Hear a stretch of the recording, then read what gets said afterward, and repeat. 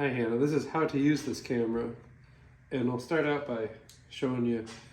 You turn it on by just flipping it over here, and then the lens cap comes off obviously too.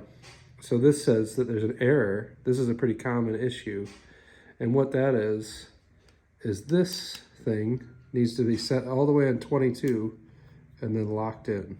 That's for autofocus. So when you turn it back on and off, it'll be not an error again.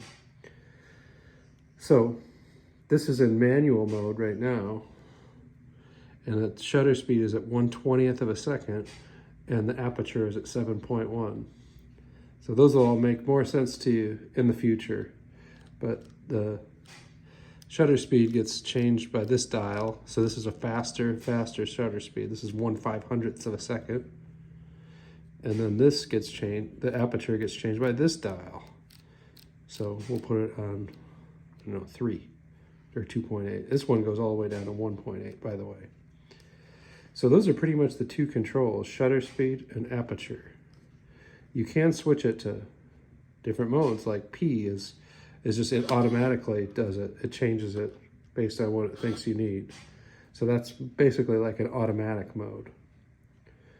And then you can have a shutter speed priority mode. So then you change the shutter speed and it'll change the aperture based on what it thinks you need. And then you have an aperture priority mode where you just set the aperture, that number, and it changes the shutter speed based on what you think you need. But I shoot mostly in manual, and that takes a little more technique, but it's quite a bit better.